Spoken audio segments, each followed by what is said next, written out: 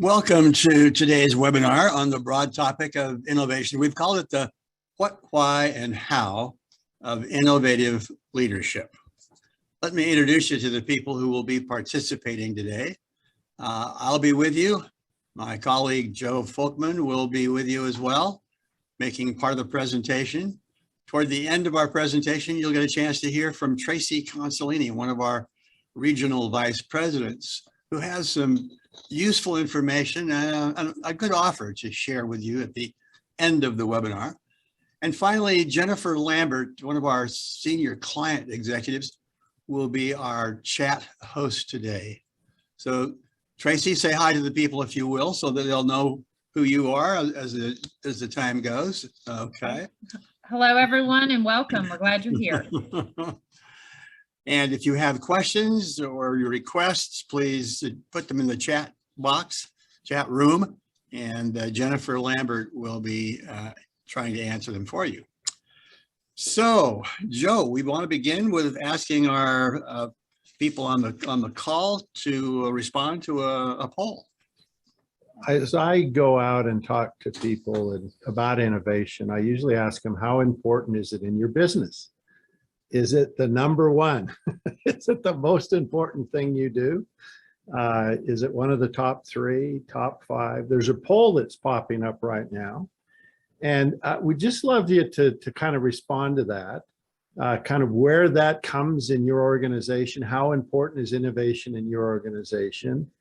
And I think the results are probably, I'm anticipating it's going to be pretty important, but we'll see. We'll see if people agree. So Terry, what's our results here? Well, it didn't hit the number 1 spot, right?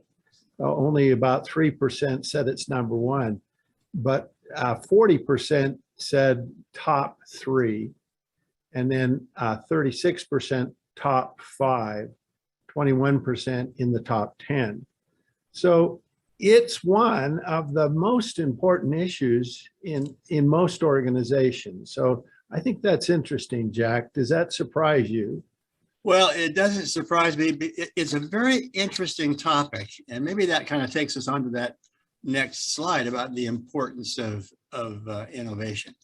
So many times, well, Joe, you're going to talk about this, I think, aren't you? About the where does it rank globally? Yeah. Go ahead. So what's interesting is that it comes in for most of the people on the call in the top 3. But we ask, well, 1.6 million people, right? As they're giving feedback to managers, we said, here's 19 leadership capabilities. Which one? And they can select the 4 that are most important for this leader to do well, to be successful in their current job. And as you can see, innovates comes in 14th. Now, that's not one of the top 3. And that's surprising. Jack, does that surprise you? It's that low? Well, it does. And as I started to say earlier, that it's a tricky question because it may be different depending on who you're talking to. And also top management often kind of realizes that innovation is their future. And so they talk about it with very passionate terms. But somehow leaders don't always get that same message. Mm-hmm. And my hunch is it's because innovation is very much about the future and about the long-term destiny of the organization. And we tend to reward a lot of managers in the organization on the basis of today's results, today's performance, their collaboration, their teamwork, their ability to solve problems. And so we are rewarding them on a number of different behaviors that aren't necessarily the long-term or future-oriented kinds of issues. And that's why we have this kind of mixed message about innovation. We really do. And, what's interesting is we looked at the 100,000 leaders, and ranked their effectiveness on innovation. Remember that it was 14th on importance. It's 13th on effectiveness. And Jack, you're exactly right. You know, my friend Stephen Covey used to say, what's urgent versus important? And urgent wins a lot. And what was urgent seems like it's taking initiative, technical expertise, drive for results, solving problems, strategic perspective, right? Valuing diversity. But the innovation, most people say it's important, but the managers just don't get that message. And because of that, well, not all of them are really skilled at it, but some are. Some are incredibly skilled at it. And we're going to talk about them today, and we're going to give you a sense of what they were doing that the others weren't doing. I think Clayton Christensen, the late Clayton Christensen, the Harvard Business School professor, really became well known for his passion about the topic of innovation. And he kind of identified that unsuccessful companies do focus on immediate customers' needs, their ability to adapt and adopt to new business models, but they don't think about the future and don't think about the long-term destiny of the organization. So today we're going to be talking about what we've learned about why some leaders are innovative, and we'll be talking about two basic issues. One is, how do individuals become more innovative, and particularly what do individuals as leaders in their leadership position, what do they do to be really effective in encouraging innovation?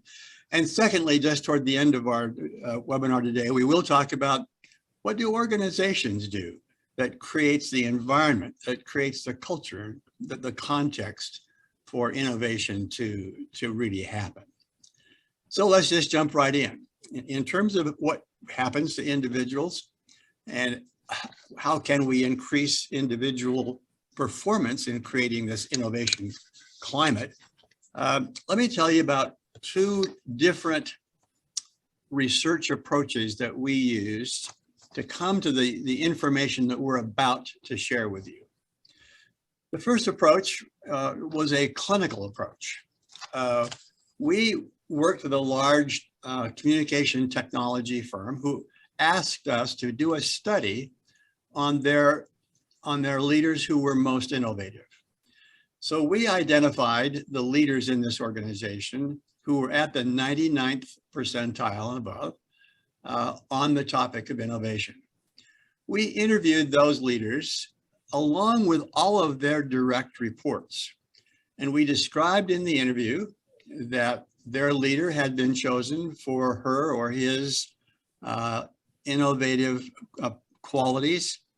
And we wanted to understand what this person did that was different from other managers with whom they had worked, and what behaviors seemed to stand out to them. We collected a wide variety of examples of what these leaders did to promote this innovative culture. So we would describe that broadly as our clinical study of innovation. The second part of our research came from our database of over 100,000 leaders at this time. And we analyzed those who had the highest scores on innovation.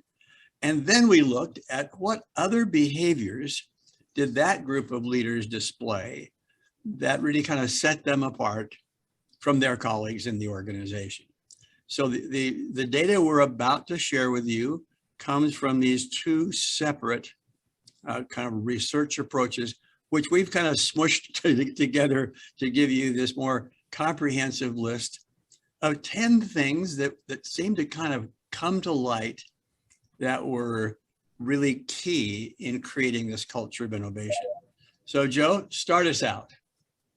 Well, we start with this whole issue of having an excellent strategy and vision, a vision that is forward thinking and is focused around the future. I mean, one of the things you have to kind of understand is in order to be innovative, things got to change. And if you stick to your netting, if you continue to do in the future what you've done in the past, you're not going to be an innovative organization. So part of that vision needs to take innovation into account and consider how things are going to change in the future and where we need to go to stay at the top of our game and to be one of the most respected companies in the world.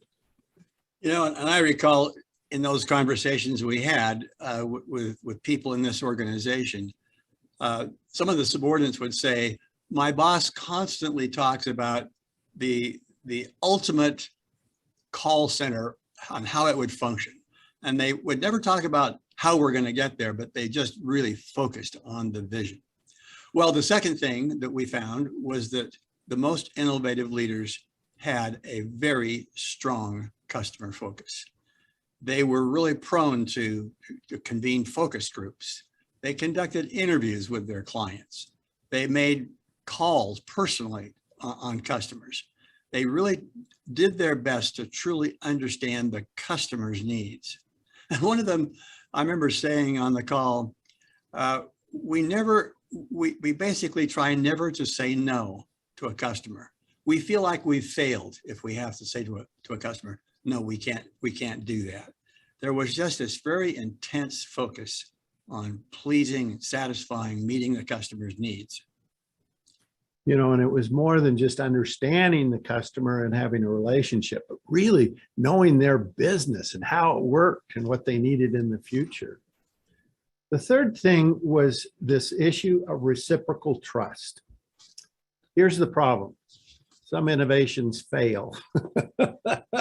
And if you happen to be a direct report that works on an innovation that fails, what happens to you? And we heard over and over again, I know my manager has my back. I know that if this thing doesn't work out, they're going to take care of me. They're not going to throw me under the bus. And there's so many stories about when innovation fails that whoever tries to innovate, you know, if it doesn't work out, they get thrown under the bus. Their career is over. This is a career-ending job here. But we found this was a significant factor that people really believed that manager would take care of them if things didn't go well. The fourth thing we found was what we've described as a fearless loyalty to the organization and customers. When the word loyalty gets used in today's world, it's often sort of applied to personal loyalty to your boss. And what was really dramatic in these interviews that we had was the frequency with which people said, my manager, this manager who was at the 99th percentile on innovation, my manager is fearless in her willingness to challenge the hierarchy and defend the right of the customers. She's not afraid to kind of tackle tough issues. He's not at all, you know, kind of unwilling to take the thorny problems. So loyalty was very much to the organization and to the customer, and not necessarily to the upper layers of the hierarchy. In fact, one of them said, this manager is seen by many people as being inverse to the hierarchy. And I laughed about that. So this was a very unique observation that we found. You went native. Yeah, right. The fifth thing was this culture that magnifies upwards communication. The people that really know what's going on, that really know where the problems are, that really know what needs to be fixed, are those people that are down at the bottom of the organization. They're the people that are solving those problems every day. They're fixing the reoccurring problems. Jack, I've made a lot of money through my career going into organizations and having senior leaders say, we don't understand this, tell us what's going on. And I go out and interview people at the bottom of the organization and they say, it's this and this and this. And write a fancy report and bring it back to senior management. And then they go, wow, Folkman, you're brilliant. This was great. You discovered all these problems. Yeah, it was hard, but I figured this all out myself, which wasn't true. I mean, honestly, the senior leaders could have done that, but they didn't. Well, Yeah. what I found interesting was the number of times people would say, my manager believes and constantly tells us that the best ideas are bubbling up from underneath. They're not Absolutely. trickling down from on high. Yeah, And so people really believed that what they had to say was important. very true. The next thing we observed was the emphasis that these highly innovative leaders placed on recruiting. They spent a lot of time trying to find people who were diverse, who were kind of wild ducks sometimes and didn't fit the mold of all the rest of the people in the group. But they were after A players, and they wanted people who were really going to make an important contribution to the organization. That was very, very interesting to me. The seventh thing is excelling via stretch goals. And what's interesting about stretch goals is that people that resist them, they're never pushed to innovate.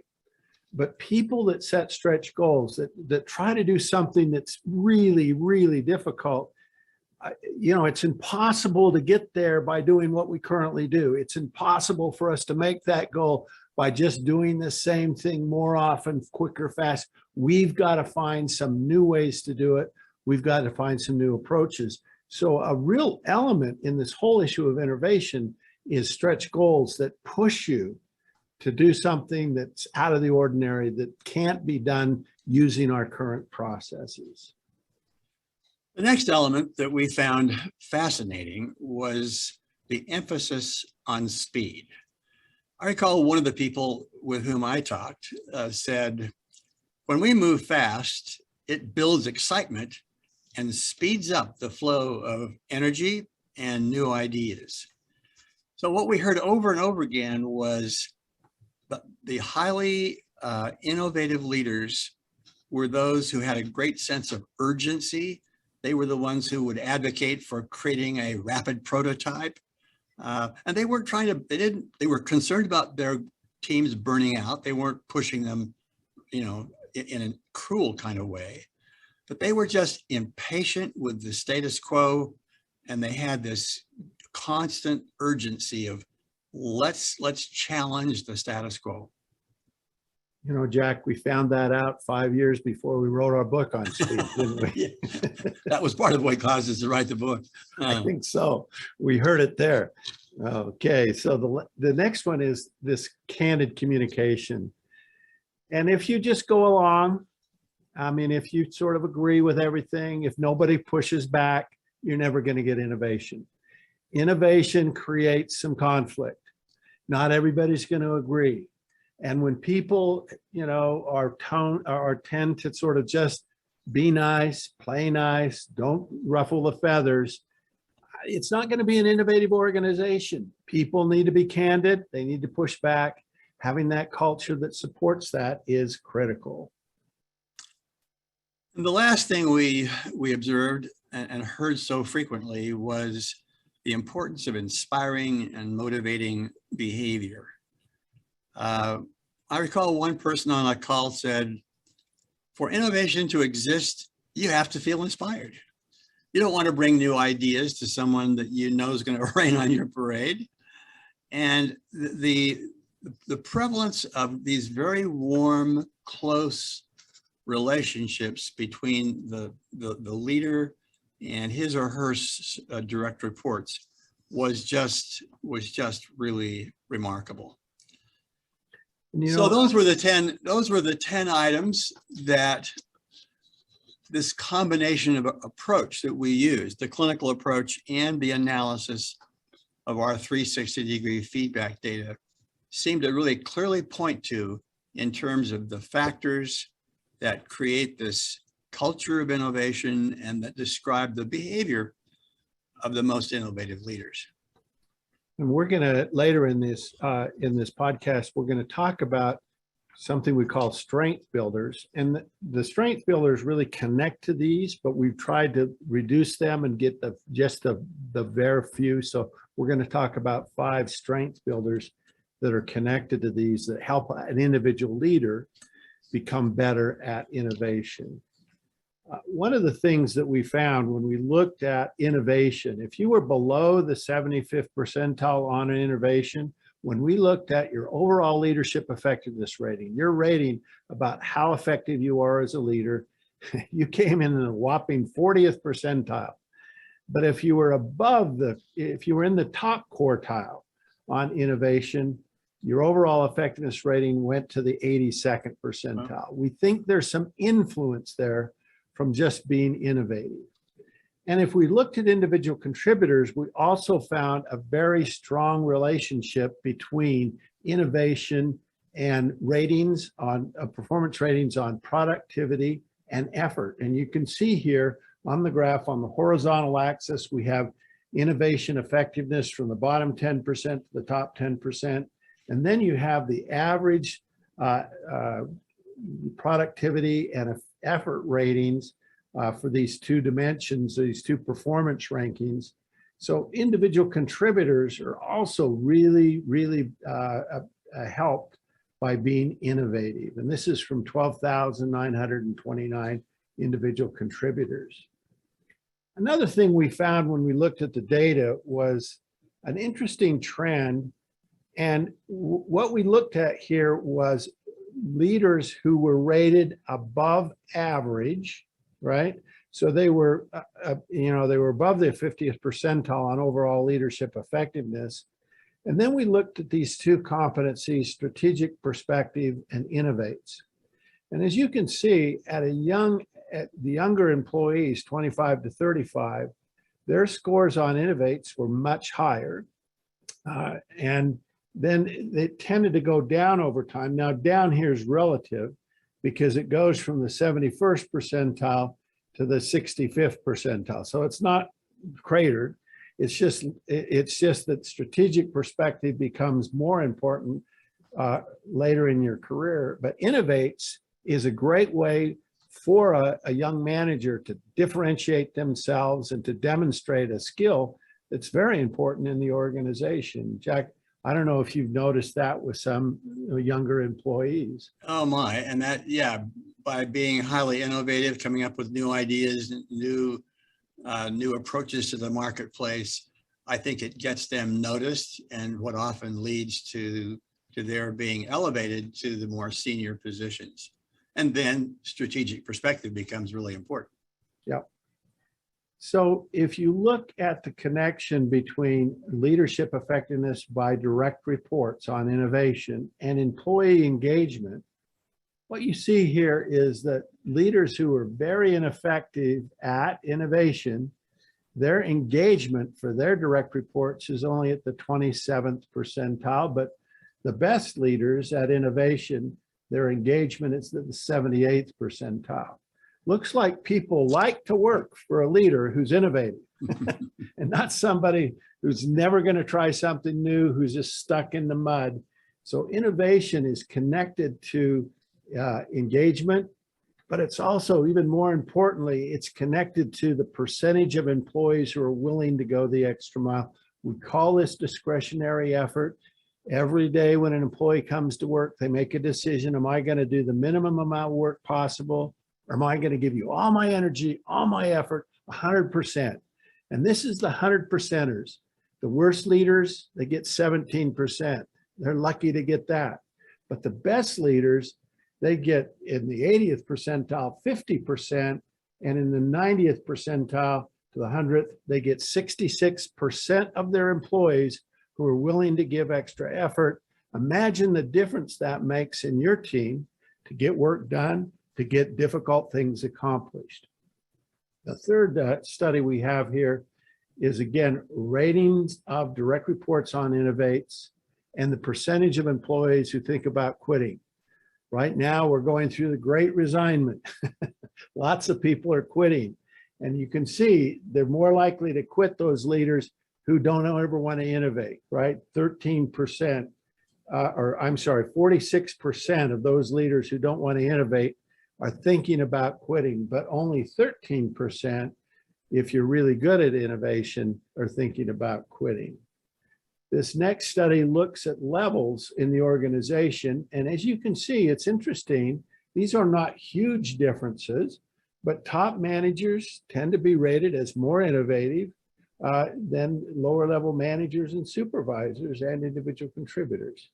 So that's kind of good news for top management. And I guess they're looking out there and thinking, boy, we need to innovate, or we're going to get in trouble here. So let's just take a little pause and kind of just summarize what we've covered. We've seen that innovation has a very substantial impact on a leader's overall effectiveness. Secondly, we've seen that innovation can be even more important for people early in their careers. We've seen also that leaders who are more innovative have direct report subordinates who are more engaged, less likely to quit, and much more likely to go that extra mile and put forth that discretionary effort. And then we've seen that as people age, their effectiveness in innovating sort of declines, except for the leaders who get promoted into top management positions. And there it seems to remain at a higher level. So that's our kind of recap of what we've described and discussed so far. So we thought it'd be interesting for you to look at your self-report. Now, if you didn't do the self-assessment yet, you can still do it. And the first section of it is a scale that measures your propensity or preference for innovation. Now, I've had a lot of people talk to me about this, and they said, I don't know how this works because there weren't any bad answers. And that's true. You had to choose between the alternatives. And the alternative to innovation is always good, right? It's always good. But we actually ran the statistics here, and we had 360 assessments on 236 leaders and their ratings on innovation. And then we had this scale. And we found that there was a 0.32 correlation. Now that's not exceptional, but for a projective test like this, it is exceptional. It's a very strong correlation. So if you got a negative number, then that's just telling you that you prefer other things other than innovation. You like to drive for results more, or you like to build relationships more. But if you got a plus number, that shows you your interest and excitement and passion towards innovation. And we think there's a connection between your preference and ultimately your effectiveness, because we tend to kind of engage in things we prefer. So that's an interesting kind of a number for you, and you can look at that. And I know I'm going to get people writing me saying, no, that can't be true. Well, okay. It's not perfect, but I think it's pretty good. Anything else on that, Jack? No, I think that covers it. Well, one of the things that I looked at was I did this kind of fun study where I looked at people that were low on innovation and low on inspiration, right? And then I looked at the overall leadership effectiveness of these people. And they ended up being at the 13th percentile. Not a good place to be. And then I looked at people who were high on innovation, but low on inspiration. And it goes up. It goes from the 13th to the 40th. But as you think about it, if you look at the last bar there, high on innovation, high on inspiration, you have to conclude there's something going on there. When you mix those two things together, you get something different. I remember a few years ago, I went, opened my garage door on a warm Saturday, and my two boys were in in the garage, and they were trying to build something with a pop bottle. And I said, "What are you creating?" And they said, "A bomb."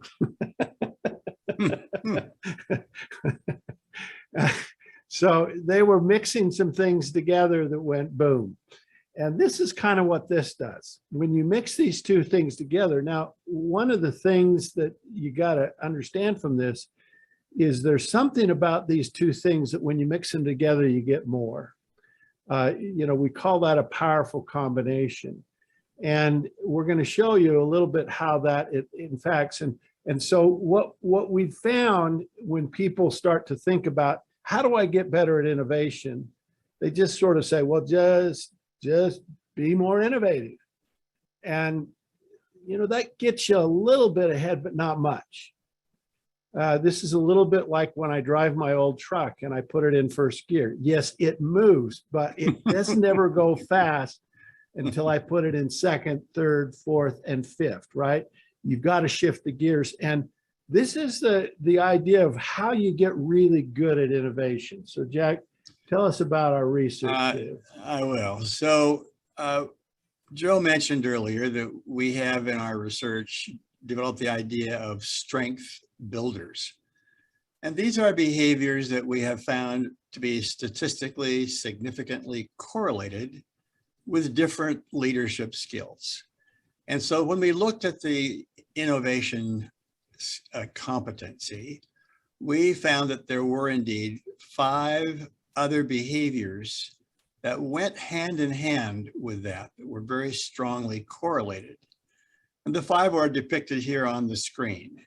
And so we're going to just talk a little bit about each one of those, because assuming that you as leaders in your own organization would like to be perceived as being highly innovative, along with being many other things, but how do you get there? What might you do to accomplish that? So let's begin by talking about the first one, inspires and motivates.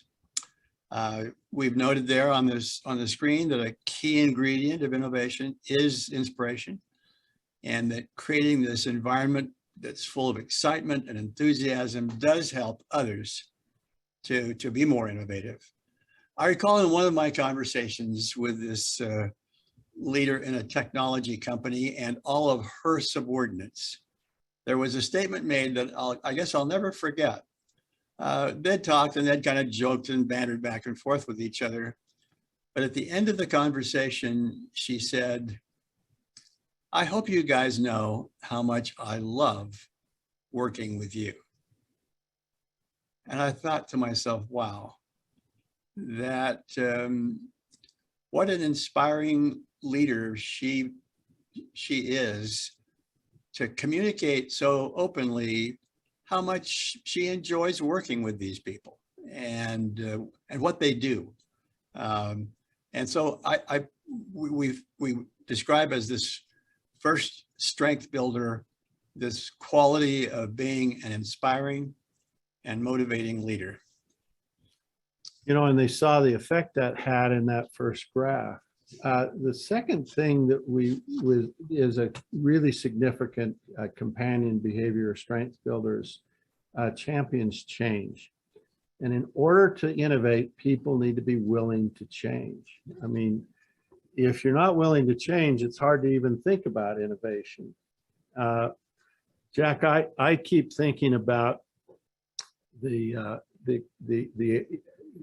Luddites here. Occasionally, Jack and I we're called Luddites, but actually, Jack's one of the most innovative people I know. But the Luddites were a group of radical textile workers in Nottingham, England, between 1811 and 1816. And the machinery to create textiles were brought into the mills. And these people realized they were going to lose their job, and so they went in one night and destroyed all the machinery, and they resisted this technology, right? And it did not turn out well for them. The first thing that was interesting was,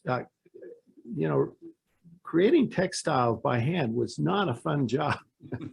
And while they did lose, some of them lost their jobs, there were other jobs that got created because of this. In fact, the textile industry in England just really prospered, and it really built the economy, and there were lots of jobs in the future. So what Jack and I did a few years ago is we thought about Luddites today, and those are people that resist digital technology. And we found some absolute clear evidence that many people in the workforce who weren't on the, they didn't need to be on the cutting edge, but weren't above average in terms of their technical, digital expertise, were rated as less effective leaders. Unfortunately, the group where only 22% of them were rated above average was the older group. And so as time goes on, I think it's important that all of us embrace innovation and are willing to change. And that's an important part of being an innovative leader. The third strength builder that we found shows courage. And we've certainly on this topic, it would seem that the area where courage is most important to be exhibited is the area in which the manager interacts with the people above her or above him in the organization.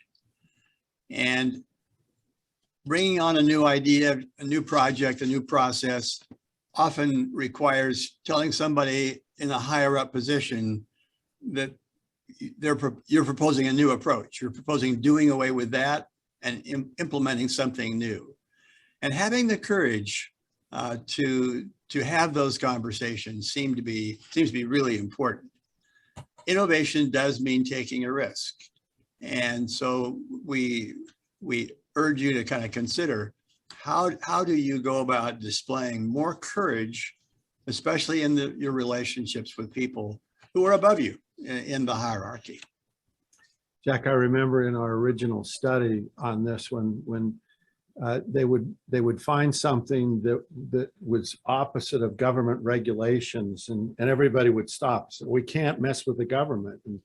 And again, the leader would say, well, let's explore it. Regulations can change, let's look at this. And so they would push it, they push past boundaries that other people, no, stop here. And they'd push past those boundaries, and that took a lot of and it was constantly this question and response of why not? Yeah. That it's easy for people to say, well, we've always done it that way, or no, you can't do that. Why not? Why not? And that willingness to be tough about that. The next strength builder is communicates powerfully, keeping others informed about your progress on projects, along with clear instructions on roles and responsibilities. It's critical for innovation to succeed. Here's what we know about communicates powerfully. It is the easiest competency to improve on. And people are, they just are a little bit lazy. I mean, they're lax on their communication. They're not regular. They don't keep people informed. Developing a habit of keeping others informed and where we're at, where we need to go, and knowing that just because you said it once, people are going to hear it. We're all teenagers in this respect. You got to say it over and over and repeat it. That's critical. The other thing that's relevant here is this whole idea of upwards communication, of listening to those people at all levels of the organization and be open to what they have to say, and really listening to people, across the organization, and especially the customers. Communications is a critical skill in really improving innovation. And the final strength builder that we would call your attention to is one that we've labeled strategic perspective. We note here that innovating without a clear strategic perspective is like driving without knowing your destination. It was striking in these conversations that we had with the leaders in this large communication technology company, how frequently they would talk about the importance of having a vision that would their manager would paint, paint a very clear picture of what the future would look like. They would not focus on how are we going to get there, what are the steps, you know, the milestones and things. They would very much keep riveted on this. Here's where we're going. Here's the ultimate goal. And they had the ability to paint that with very sharp, dramatic color so that everybody could understand it. So we know that the combination of strategic vision and innovation is important. And this diagram maybe portrays what our findings would show. Innovative ideas by themselves get you a certain distance. Having a clear strategy and a clear vision gets you a certain distance. But when you combine those two, when you put those two together, you go much, much further. So we would strongly urge you who are thinking about how do I get better at being an innovative leader, focus on clarity of strategy to help you get there. So in the self-assessment, what we did is we gave you two kind of assessments there on the strength builders. There's 5 strength builders. The first assessment looks at your preference. Do you love it or do you hate it, right? So where are you? And again, this isn't your effectiveness. This isn't the need.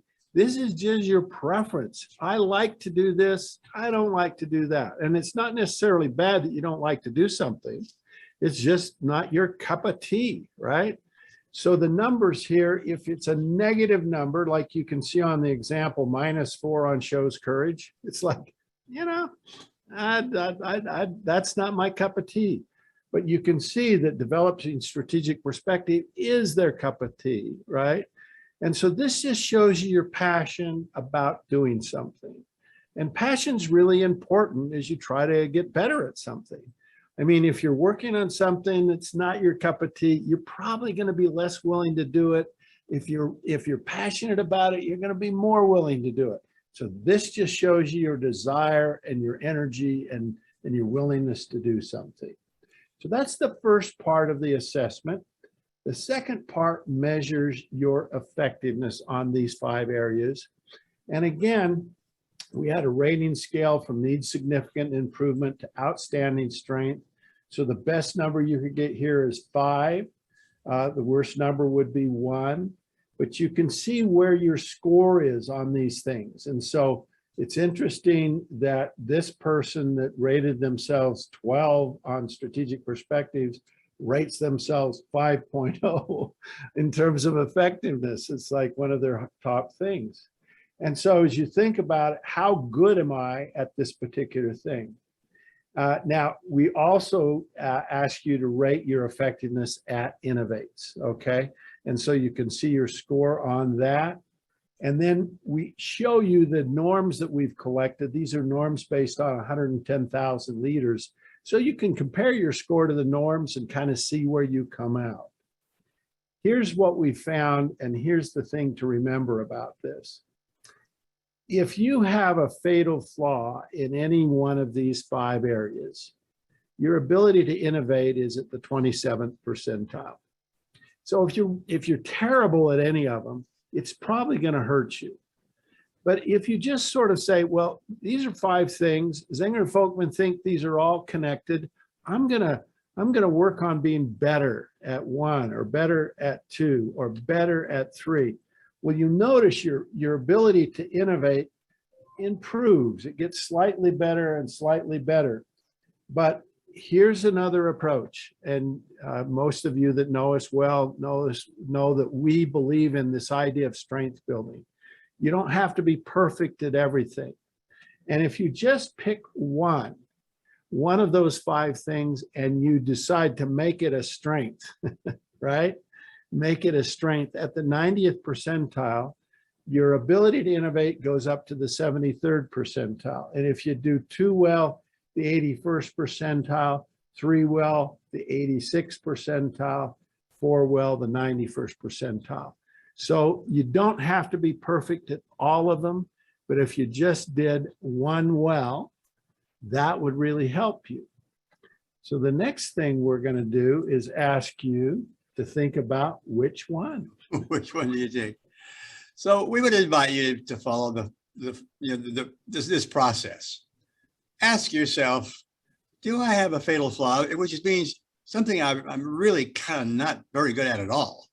And maybe like you're in the bottom 10 percentile of people on that particular behavior. Do I have such a thing on any one of them? And if you do, as Joe suggested, you may want to think about, how do I fix that? That may be the easiest thing to fix.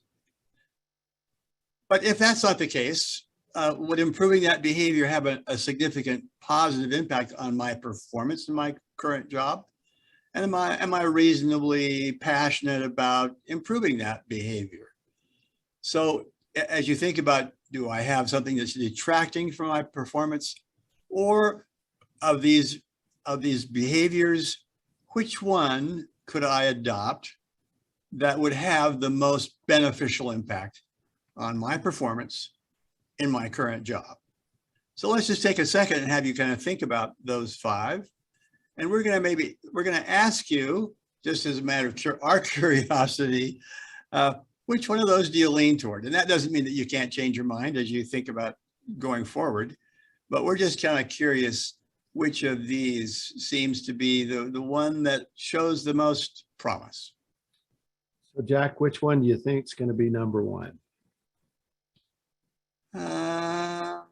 I think number 1 is going to be communicates powerfully. Really? I'm betting on inspires. That's because you told people that's the easiest one to fix. Oh, that's true. That's true. Maybe inspires will be the one. Okay, Terry, show us our results. Yes, you were right. Well, it's pretty close. Inspires others. Well, thank you for letting us know. Obviously, there's no right or wrong answer. It's the one that makes most sense to you and for you. So thank you very much for doing that. If you will fill out the exit survey, we will be happy to send you this Strength Builder Development Guide. It shows our research on some very specific developmental suggestions about what you can do to strengthen your ability in each of those 5 areas. And so you'll be able to get that when you complete the exit survey. Now, just the final thing I want to cover, and this will be very brief, is this, that innovation is obviously what individuals do and how they behave, but there are things that organizations can do that really create the context. And so we want to emphasize that organizational culture does reinforce the individual behaviors that we've described. As one person said to me on our call years ago, it's pretty hard to have innovation in an organization that's at war. And we certainly see that in today's world. But it's clear that organizations that are innovative do emphasize people relationships, and they have created this positive work environment. And we've listed there some of the elements of that culture that does encourage that positive work environment, which involves simple processes, strong networks, speed, being willing to experiment, do rapid prototypes. And then, of course, this emphasis on teamwork, collaboration. And then in today's world, I think, as we all know, there's this growing interest and concern about having real diversity, equity, and inclusion. So with that, we would conclude with just a quotation from a person I don't know well, but we thought it was a wonderful quotation.